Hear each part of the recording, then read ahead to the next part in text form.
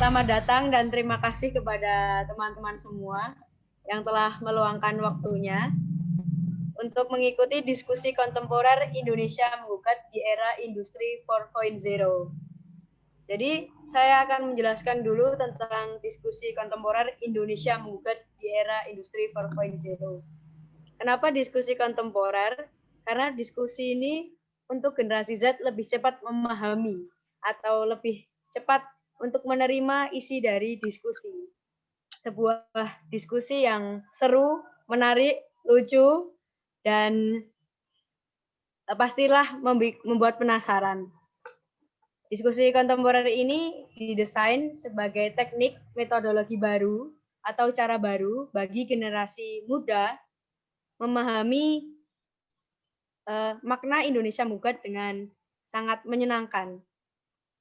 Nah, di Ruang Publik 5 Benua sendiri, diskusi kontemporer ini ada wisatanya, yaitu replika penjara Beonci Soekarno di Bandung, ada infografis tentang Bung Karno, ada lukisan-lukisan tentang Bung Karno, dan pastinya diskusi-diskusi yang menarik seperti wayangan tentang Indonesia menggugat. Selanjutnya, kenapa Indonesia menggugat? Kita memilih itu karena pledoi yang sangat mendunia dan sebuah energi dari Bung Karno saat menjadi pemuda yang energik. Bagaimana Bung Karno menulis 1,5 bulan dengan menghasilkan 185 halaman dengan kertas yang diselundupkan Ibu Inggit Garnasih. Selanjutnya, untuk memahami tentang sistem imperialisme dan kapitalisme yang berada dibahas di pledoi Indonesia menggugat tersebut. Selanjutnya di era industri 4.0, kenapa seperti itu? Karena pandemi COVID-19 ini dan cuaca yang berubah ekstrim dari perubahan iklim mendunia yang berubah, kita harus bisa resiliency, berarti bekerja di bawah tekanan. Ini diskusinya dibuat santai aja, seru dan sekaligus lucu. Diskusinya sangat singkat karena nanti kalau lama-lama generasi Z bisa ngantuk mendengar diskusinya. Jadi rundown acaranya saya akan bacakan. Yang pertama pengantar diskusi kontemporer Indonesia menggugat di era industri 4.0 oleh saya selama 5 menit. Selanjutnya pemateri dari Om Hikmat selama 15 menit. Nanti kalau kelamaan nanti saya kasih waktu ya Om. Misalnya kurang 8 menit, kurang 7 menit. Jadi diskusi ini harus lucu Om. Selanjutnya tanya jawab selama 10 menit. Itu sesi pertama. Sesi kedua dilanjutkan pemateri Om Hikmat selama 15 menit lagi dan tanya jawab selama 10 menit. Sekarang saya persilahkan kepada Om Hikmat. Sebelumnya saya memperkenalkan dulu ke teman-teman muda karena ini bakal didokumentasikan di YouTube. Om Hikmat itu siapakah Om Hikmat? Om Hikmat adalah anak dari gambar di sini. Adalah Supriyadinata. Ini teman-teman. Ada fotonya kan sama Bung Karno saat di penjara dan ini di pengadilannya. Jadi ringkasnya Om Hikmat ini adalah penerus atau turunan dari Supriyadinata yang ikut berjuang bersama Soekarno waktu Indonesia menggugat. Dan ada juga kakaknya, ternyata kakak Om Hikmat, Pak Mulyadi, yang telah bergabung dengan Zoom kita. Selamat sore. Oke. Ya, selamat sore Pak Mulyadi. Ya, silakan Om, bisa dimulai pemateriannya.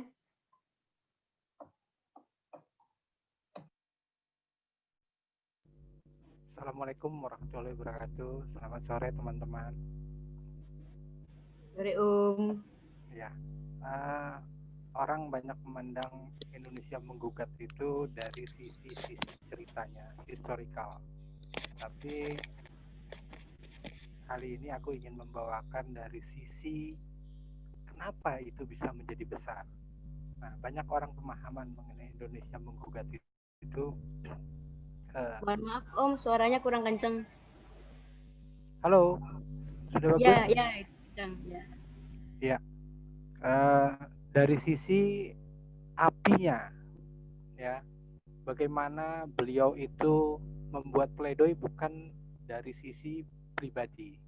Jadi dia menganggap bahwa hukuman itu adalah hukuman bagi bangsa Indonesia yang pada saat itu belum merdeka, belum mengenal apa itu imperialisme, apa itu kapitalisme. Nah, di sini Bung Karno mencoba menggambarkan bahaya-bahaya dari imperialisme dan kapitalisme. Nah, Bung Karno juga ternyata banyak membaca buku, ya, ada buku-buku macam-macam yang Bung Karno sudah baca. Walaupun Bung Karno tidak pernah sekolah di luar negeri, tapi Bung Karno fasih berbahasa Inggris dan fasih berbahasa Belanda. Ya. Demikian juga apa yang ditulis Bung Karno ini di dalam pledoinya sungguh menggelitik dan membangun rasa percaya diri dari sebuah bangsa. Nah, mungkin teman-teman juga ada yang lupa atau belum pernah mendengar bahwa Indonesia ini berdiri bukan negaranya terlebih dahulu, tapi bangsanya. Bisa dilihat dari mana? Mulai dari Budi Utomo, terus Sumpah Pemuda 1928. Nah, di sini Bung Karno mencoba mempertegas bahwa bangsa Indonesia dan negara Indonesia itu ada. Itu dengan membuat pledoi Indonesia menggugat. Jadi bukan pledoi dirinya sendiri, tapi Bung Karno menjelaskan bahwa pledoi ini adalah pledoi membela bangsa Indonesia. Nah, ini yang harus adik-adik jelas bahwa perjuangan kita ini tidak sedikit. Perjuangan ini sungguh banyak, ya. Mungkin adik-adik juga belum pernah mendengar ada patung lilin, ya. Patung lilin itu ada di kota Solo. Itu patung di mana tanah dan air dari berbagai kerajaan-kerajaan di Indonesia dikumpulkan dijadi satu di patung lilin di Solo. Nah, Indonesia menggugat ini sebenarnya sebuah tonggak sejarah yang tidak bisa dilupakan. Bung Karno pada ketika itu belum berusia dewasa, masih boleh dibilang sangat muda. Bung Karno lahir 1901 dan Bung Karno sudah membuat pledoi ini di 1930. Bung Karno waktu itu mulai ditahan di 1929, ya. Tapi dia membuat pledoi itu diberitahu sekitar sebulan setengah sebelum pledoi itu dibacakan. Dan pledoi itu dibuat, kalau sekarang namanya peace spot, ya. Nah, peace spot itu tempat buang air kecil, buang air besar yang terbuat dari kaleng gitu ya, zaman dahulu. Nah, itu dia balik, dia buat, ya tadi Mbak Liden udah cerita bahwa kertas-kertas yang dipasok oleh Bu Inggit Garnasi, ya. Nah, bagaimana teman-teman harus berjuang lebih baik lagi, lebih berani lagi dalam menyuarakan aspirasi bangsa Indonesia. Kenapa demikian? Bung Karno yang dalam kondisi ditahan, ruangan yang sempit, fasilitas yang minim, ya, di bawah tekanan, ya, itu berani menulis dan bisa menulis out of the box. Semua orang pembelaan pasti kajiannya hukumnya saja, ya. Tapi Bung Karno di sini menjelaskan bagaimana perjuangan bangsa Indonesia itu terjadi. Nah, ini yang harus adik-adik pahami, bahwa bangsa Indonesia ini adalah bangsa yang besar, yang harus berani menyuarakan. Zaman dulu mungkin anggaplah di eranya Soeharto, ya, bagaimana kita dibungkam, bagaimana kita ditekan, tidak bisa berbicara. Saat ini sudah banyak kesempatan kita untuk membuka diri, memberikan masukan, memberikan pendapat, ya. Nah, ada dua hal yang paling penting. Di sini kita punya demokrasi. Nah, demokrasi itu tidak boleh kebablasan. Demokrasi itu ada juga aturan-aturannya, ya. Nah, terus juga seringkali demokrasi dengan HAM itu berbenturan. Nah, inilah kecerdasan kita dalam memberikan pandangan dan pendapat, ya. Nah, di sini juga saya sedikit mengambil kesimpulan, ya, dari membaca Indonesia Menggugat ini, ya, bahwa Bung Karno itu sudah paham betul apa itu imperialisme, apa itu kapitalisme. Sedikit saya kasih gambarkan, ya.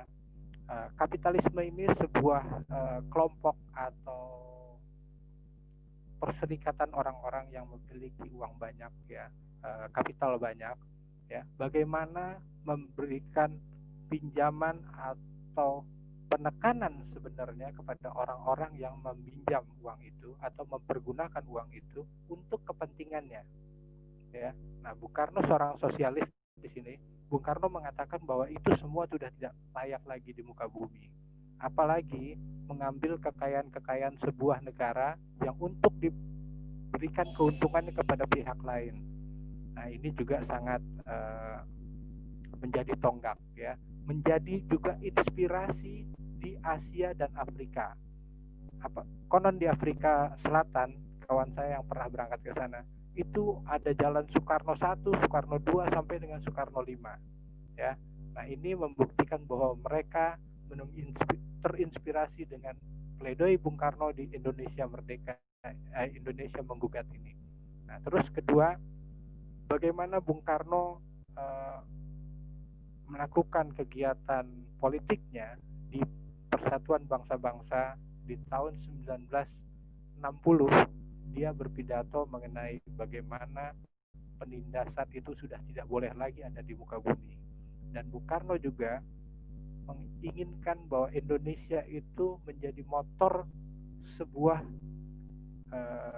perkembangan zaman yang tidak mengacu kepada penindasan atau kekuasaan ansih, ya.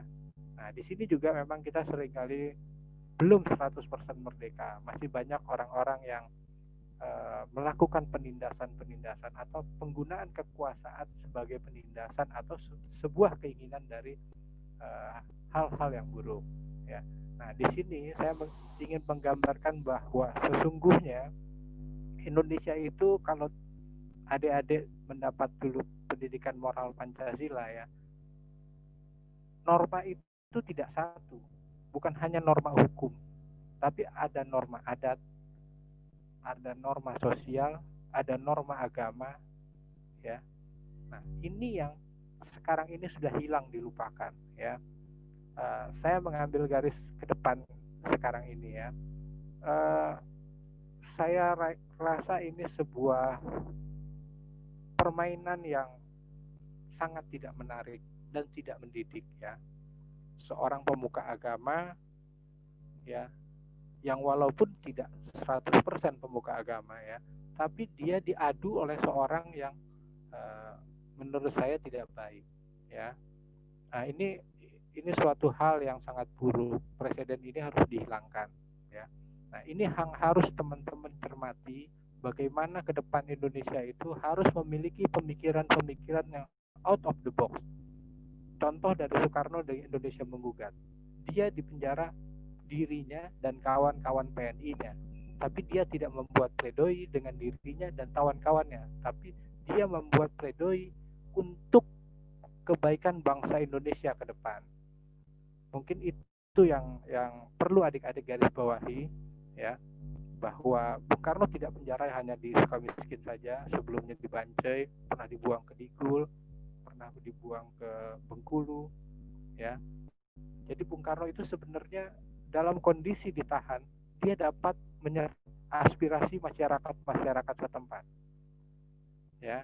Nah, tidak demikian juga dengan kawan-kawan pejuang yang lainnya, ya, seperti Bung Hatta. Bung Hatta itu melakukan kalau saat ini mungkin bisa dibilang demo, ya, itu di Belanda. Dia melakukan demo di Belanda. Terus juga dia berkesempatan pergi ke Inggris. Dia demo di Inggris bahwa perjuangan rakyat Indonesia itu seharusnya mendapat tanggapan dari luar.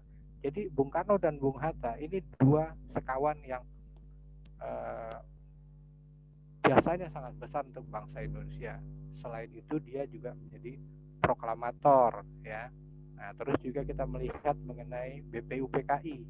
BPUPKI itu menggarisbawahi orang-orang berkumpul bagaimana bermusyawarah dan bermufakat.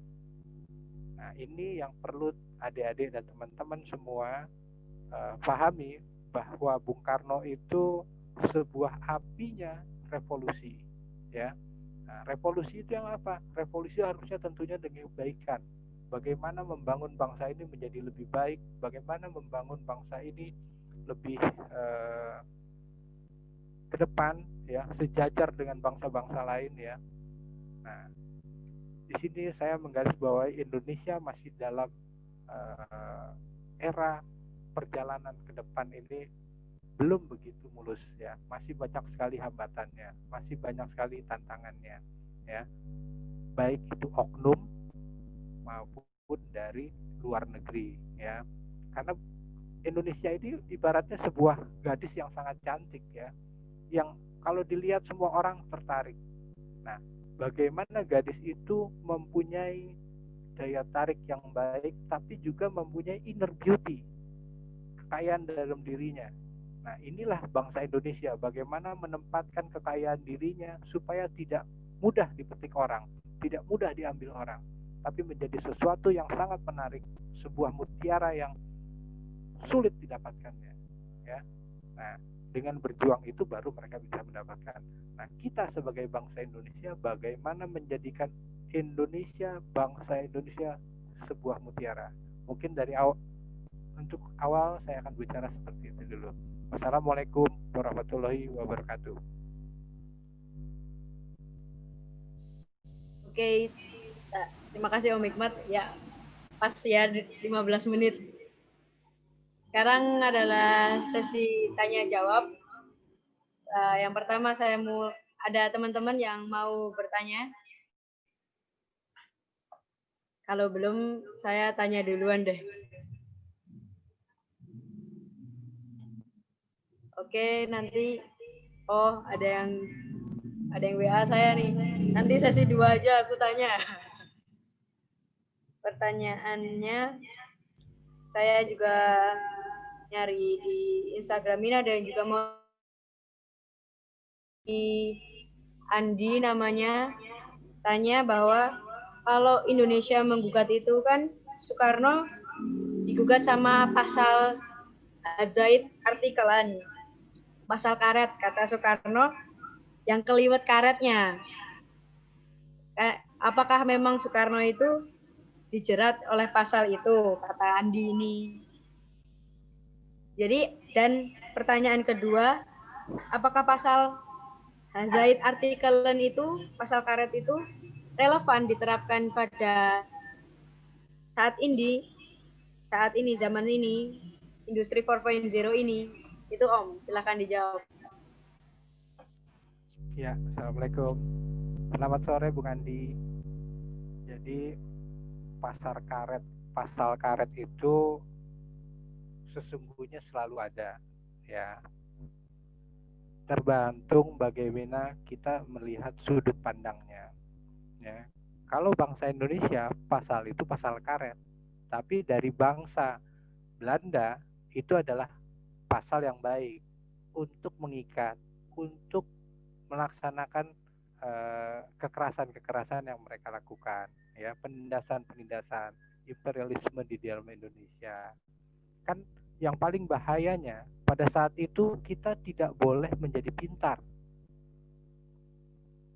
Nah, Soekarno ini sesuatu yang lain. Dengan pasal hukuman dia makar, ya, pada saat itu kan dianggap dia ingin menggulingkan kekuasaan Belanda, ya. Ya. Kalau saat ini itu sangat tidak relevan. Itu pasal yang karet, pasal yang dibuat-buat, ya. Tapi bagi Belanda ingin mengukuhkan kekuasaannya, pasal itu adalah pasal yang baik, ya. Tapi bukan sudut pandang. Kita kembali kepada norma sosial dan norma agama ya.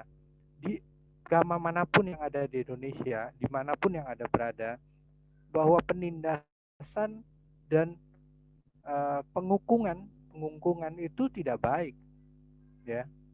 Nah, ini yang tadi saya pernah katakan, perbedaan demokrasi ya dan HAM berbenturan ya dengan HAM maupun demokrasi itu ada tanda kutip harus yang dipahami dengan benar. Jadi jangan salah kaprah. Jangan juga dengan demokrasi atau kebebasan ini semau-maunya, ada aturannya. Tuh. Mungkin itu cukup dari saya. Ada yang bisa menambahkan? Oke, Pak Mulyadi, ada yang mau ditambahkan?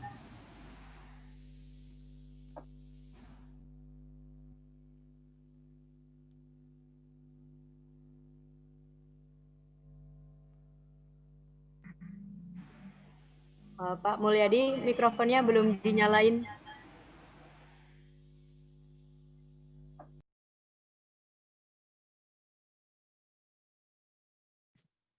Sudah? Sudah. Hanya alokasi waktunya ini ya, berapa menit ya bisa ya? Saya, 2 menit saja, Pak. 2 menit menjawab pertanyaan tentang pasal karet dan Zaid artikel ini.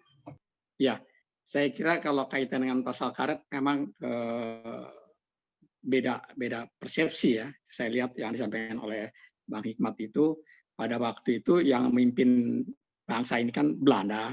Jadi untuk kepentingan Belanda memang ya. Jadi memang tidak pas kalau Bung Karno diklaim oleh Belanda sebagai yang mengarah ke makar, whatever ya.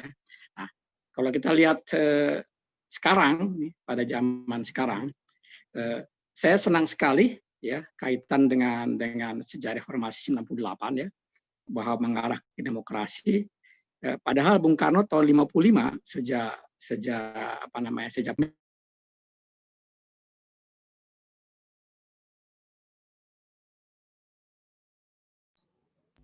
Maaf Pak, ini mikrofonnya kemut lagi.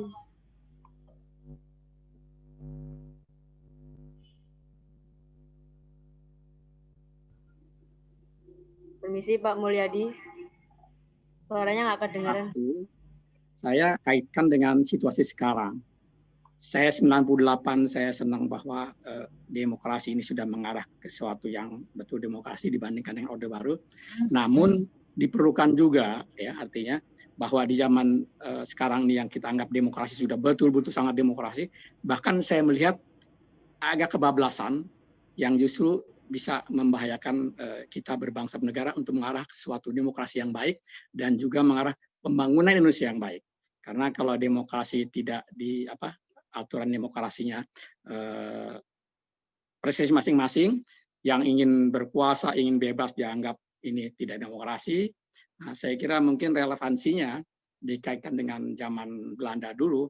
Kalau sekarang saya melihatnya bahwa pemerintah sekarang yang sudah terpilih secara konstitusional ya, kita harus dukung saya kira gitu. Menurut saya memang jangan sampai demokrasi kebablasan yang akhirnya jadi malah bencana. Saya kira hanya itu. Terima kasih.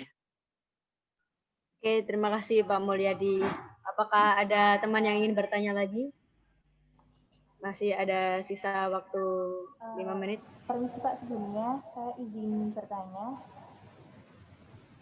Nah, Pak, kita kan ketahui bersama bahwasannya hadirnya revolusi industri 4.0 itu kan bisa dikatakan menguntungkan dan juga bisa dikatakan akan menjadi sebuah ancaman, khususnya untuk kaum milenial kalau misal tidak dipersiapkan untuk menyambut industri tersebut.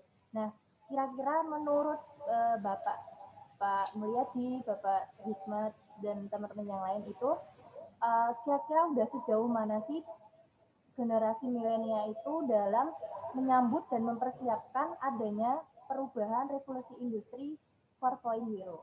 Terima kasih, Pak. Ya, Assalamualaikum. Sebenarnya ini mau saya bahas di tahap kedua. Bagaimana hubungannya 4.0 dengan Indonesia menggugat ya. Tapi nggak apa-apa. Pertama, 4.0 ini sebenarnya bangsa ini banyak belum siapnya. Ya. Artinya kalau dulu kan media itu terbatas ya. Zaman saya hanya TV cuma satu, radio yang banyak ya. Nah, sekarang media TV sudah banyak, surat kabar juga sudah banyak, dan ragamnya beda-beda ya. Artinya ada yang pro pemerintah, ada juga yang pro asing, ya, nah, atau pro kapitalis, ya. Nah, sekarang ini dengan 4.0 regulasi dari pemerintah itu belum begitu siap, ya. Nah, disinilah peran kita sebagai milenial ini untuk mencermati.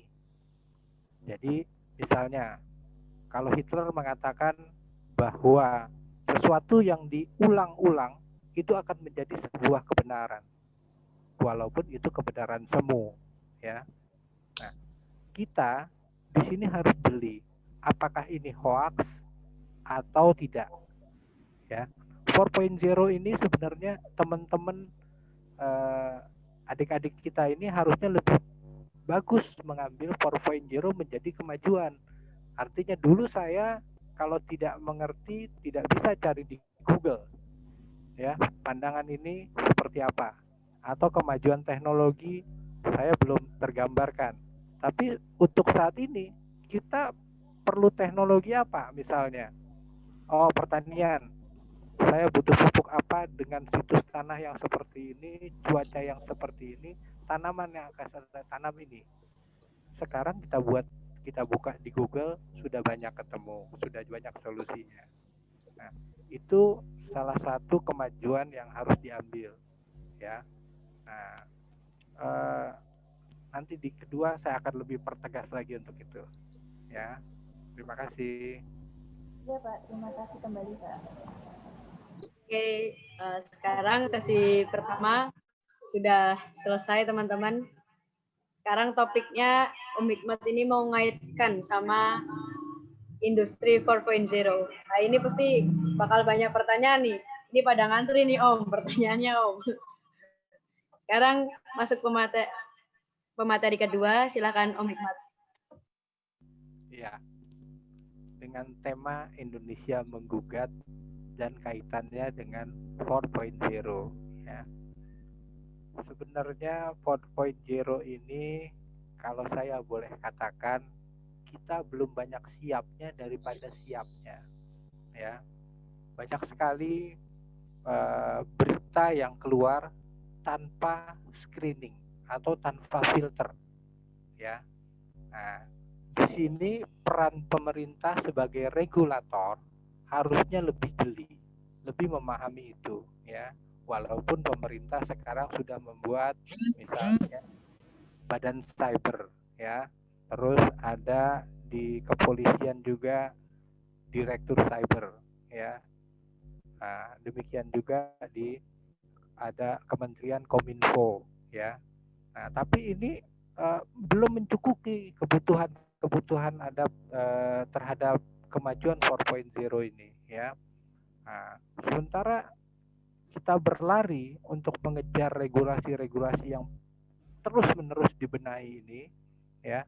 Tapi kemajuan kejahatan di bidang 4.0 juga itu bertumbuh kembang. Seperti misalnya bisa saja suara saya dirubah, ya.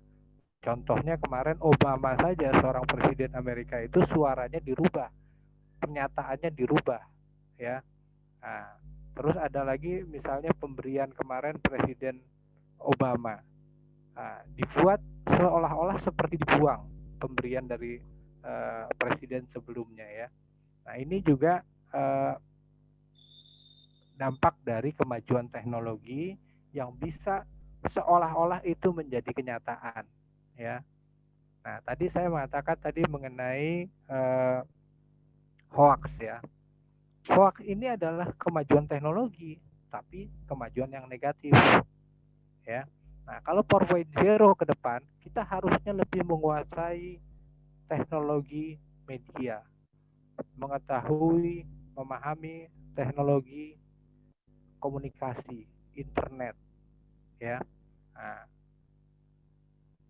kita ini memang dari awal pendidikan secara menyeluruh, tidak seperti spesifikasi di Eropa Barat dan Amerika. Orang lebih spesifikasi mengambil bidangnya masing-masing, ya.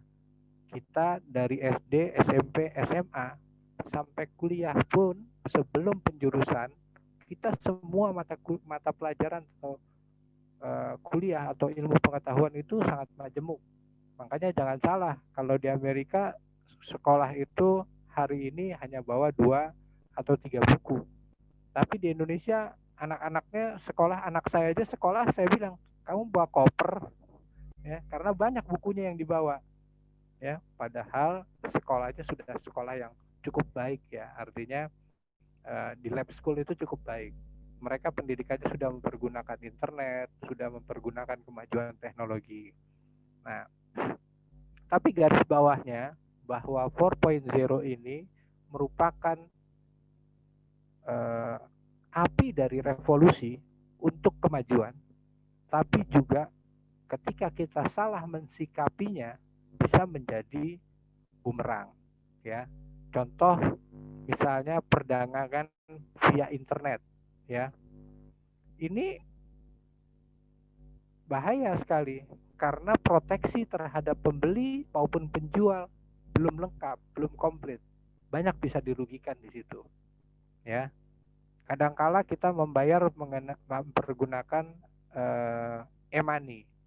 Nah, dengan kita mengirim e-money ke sana, terus nanti ada orang-orang yang tidak bertanggung jawab seolah-olah kawan, minta data kita, apa segala macam, itu bisa dipergunakan untuk pembayaran ataupun penjualan. Nah, ini berbahayanya di situ ya. Belum lagi tadi kemajuan teknologi di bidang IT ini ya. Bagaimana kemajuan di bidang IT ini bisa menjerat manusia-manusia berpikir picik ya, berita-berita yang menyesatkan, berita-berita yang seolah-olah kebenaran padahal kepalsuan ya. Tapi kalau kita mensikapinya dengan lebih baik, ini justru lebih kemajuan. Kenapa? Artinya kita bisa lebih ngecek orang ini baik atau tidak, orang ini benar atau tidak. Contoh, misalnya sekarang di perdagangan di Tokopedia ya. Tokopedia kalau ini bukan sponsor nih ya, tapi saya sering belanja di sana ya. Itu saya kalau mau belanja di situ saya akan lihat dulu ya. Oh, tanggapan dari orang-orang seperti apa. Oh, yang tanggapannya banyak artinya tokonya bisa dipercaya ya. Nah, itu salah satu cara bagaimana kita melihat baik dan buruknya. Atau kita misalnya bisa bertanya toko ini kepada kawan kita yang pernah membeli di toko tersebut. Ini bagaimana? Bagus nggak? Pelayanannya bagus nggak? Hasilnya cocok tidak? Nah, itulah kemajuan teknologi sekarang sebenarnya ada di tangan kita masing-masing. Mau baik, mau buruk dari kita. Nah, tentunya pemerintah sebagai regulator harus mempersiapkan hukum-hukumnya, harus mempersiapkan tools-nya, alat-alatnya. Nah, gitu. Mungkin yang kedua ini saya tutup di sini, lebih enak dengan tangga jawab ya. Terima kasih. Oke, terima kasih Om Hikmat. Oke, teman-teman, saatnya sesi tanya jawab. Ada yang ditanyakan?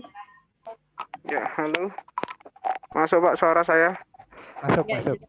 Iya, ya saya mau tanya Pak terkait revolusi industri 4.0 ini. Kira-kira kalau biasanya kan revolusi industri itu kan rentangnya antara 50 sampai 100 tahun ya. Iya. Kira-kira dengan pandemi seperti ini bisa dipercepat nggak itu nanti? Bisa membuat dia mempercepat atau memperlambat kira-kira untuk menuju 5.0? Terima kasih. Ya. Saya lihat di sini ada beberapa ahli nih, ya. Ada teman-teman saya juga ya, yang membidangi bidang IT nih. Ada Okta ya, dia S2 hukum bidang IT itu sendiri ya. Jadi gini, bahwa ini harusnya kemajuan ya. Industri 4.0 menuju masyarakat yang madani, masyarakat yang tercerahkan itu akan lebih cepat ya. Nah, ini yang harusnya kita sikapi ya. Artinya tadi saya sudah cerita sedikit bagaimana mencari data akan lebih mudah, mendapatkan informasi lebih mudah. Harusnya ini menjadi kemajuan. Makanya saya katakan kemajuan ini adanya di kita. Mau tidak kita mempergunakannya. Dulu belanja dengan internet sesuatu yang mustahil. Makanya transportasi menjadi suatu usaha yang menguntungkan, ya. Terus kedua, dulu orang punya toko besar, jumlahnya banyak, menjadi sesuatu yang paling menguntungkan. Tapi saat ini orang yang menjadi pengumpul saja, dia punya relasi toko A, B, C, D, dia kumpulin, dia bisa mendagangkan dalam jumlah yang besar. Tapi dia buat sistemnya yang baik. Artinya dia bisa ngambil ini, dia kontrol pengirimannya sampai ke tempat pembeli. Nanti pembeli membayar kepada beliau membayar kepada itu. Jadi kemajuan teknologi 4.0 harusnya menjadi acuan kemajuan revolusi bangsa Indonesia. Mungkin itu. Wassalamualaikum warahmatullahi wabarakatuh. Oke, terima kasih Om jawabannya. Adakah teman-teman generasi Z yang mau bertanya? Silakan.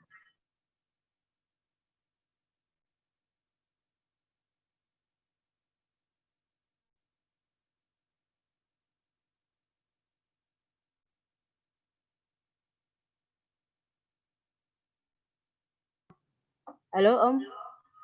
Ya, ada teman kita namanya Oktaviana Sadama yang audionya rusak ini, katanya nggak bisa. Mau tanya ini WA saya, apakah ini sebagai putra dari pelaku sejarah, hal apa yang masih relevan untuk kita anak muda teladani dari Bapak Supriyadinata, Pak?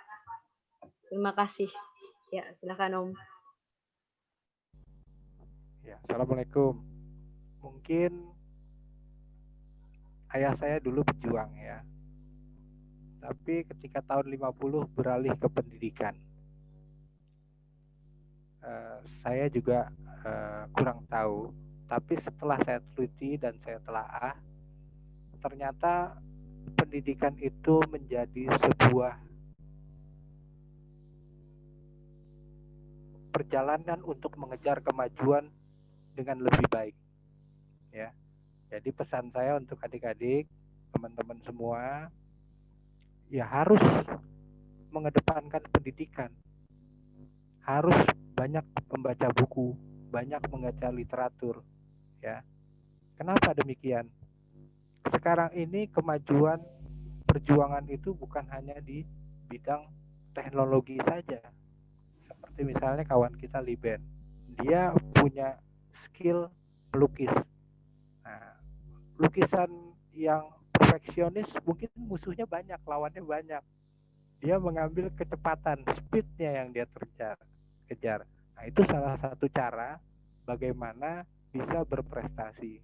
Nah, di sini saya mengajarkan bahwa pendidikan apapun, baik itu formal maupun non formal, itu sebuah kemajuan yang harus dicapai. Mungkin itu. Nah, kebetulan ada kakak saya di sini, Pak Mulyadi. Ada tambahan relevansi pendidikan ayah kita di era saat ini, Pak.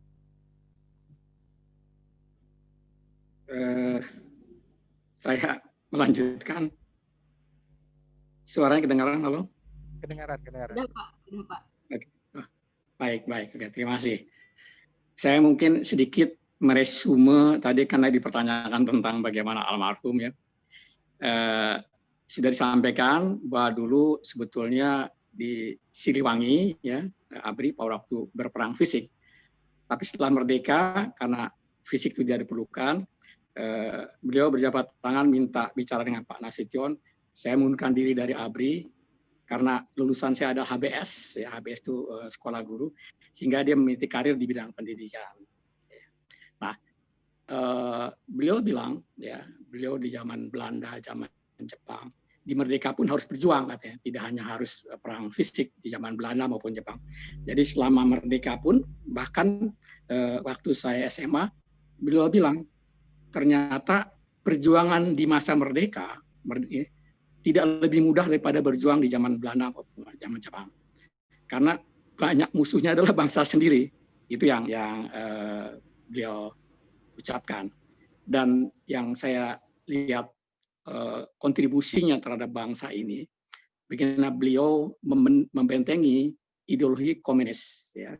Pada waktu itu Menteri Priyono P&K itu ingin memasukkan ideologi komunis dengan mengarah mengubah Pancasila dengan cinta kepada orang tua, cinta kepada guru, cinta kepada saudara segala macam, di mana Tuhan Yang Maha Esa ditaruh paling belakang, ya.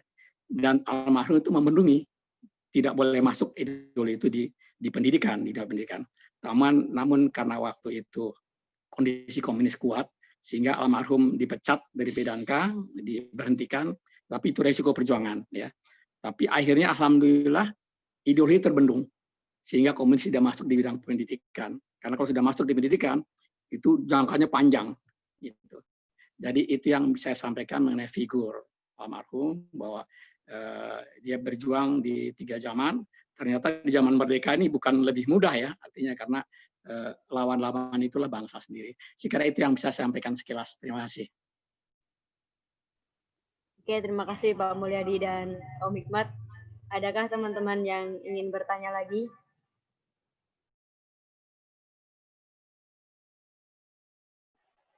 Bagaimana perjuangan tentang Inggit Ganarsi? Oke, terima kasih. Oh, ini Octaviana Sadama yang tadi mic-nya rusak. Terima kasih akan pertanyaannya. Ini Om ada yang tanya, karena mungkin dia perempuan dan saya juga perempuan, ini mungkin sedikit relevan. Apa aja perjuangannya Ibu Garnasih yang ditanyakan sama Octaviana Sadama ini? Silakan Om. Ya, Bu Inggit Ganarsi sebenarnya banyak sekali. Ya, dia mensupport bukan hanya secara fisik, tapi secara psikologi maupun secara materi. Ya, bagaimana Bung Karno pada saat itu bisa belajar tidak perlu memikirkan keuangan, karena Bu Inggit Garnarsi itu ibu kos, ya, dia memberikan gratis, ya, terus makanan, ya. Ketika di penjara saja itu Bu Inggit hampir setiap hari memberikan makanan kepada Bung Karno, ya, dari fisiknya, materinya. Terus yang kedua, Bu Inggit Ganarsi ini tahu sekali Bung Karno itu butuh menulis, butuh asupan-asupan, ya. Jadi ketika ketemu Bu Inggit itu selalu memberikan masukan perkembangan di dunia luar seperti apa, ya, dan juga memberikan tadi seperti Liben pernah bilang bahwa memberikan kertas-kertas untuk Bung Karno menulis pledoinya, ya. Nah, itulah sebagian yang aku garis bawahi sangat besar pengaruhnya kepada Bung Karno dan bangsa Indonesia. Mungkin ada yang bisa menambahkan?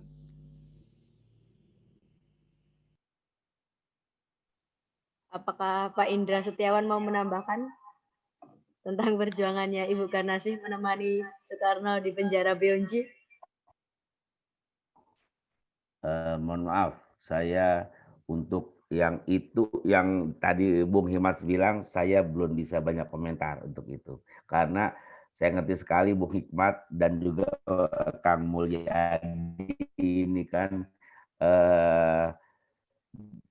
dengan apa tadi ya, keterangan tersebut sudah mantap sekali. Apalagi almarhum itu kan ayahnya Pak Mul dan Bung Hikmat itu kan dulu jadi ketua ini ya Pak Hikmat ya, ketua guru se-Indonesia ya, itu aja. Jadi itu sudah mantap lah kalau yang bicara masa lalu, saya malah ketinggalan untuk sejarah begitu. Terima kasih. Sesi 2 sudah selesai. Ini penutupan. Terima kasih untuk Om Hikmat, Pak Mulyadi. Oke, terima kasih kembali sama teman-teman yang telah bergabung di diskusi kontemporer Indonesia menggugat di era industri 4.0. Diskusi ini akan kami dokumentasikan di YouTube Temanku 5 Benua. Besok akan kita upload dan bisa dilihat jangkauannya lebih banyak lagi sama teman-teman yang di luar daerah ini maupun karena kondisi perubahan iklim yang sangat drastis. Terima kasih kembali. Terima kasih sekali lagi buat Om Hikmat, Om Mulyadi, dan teman-teman semuanya.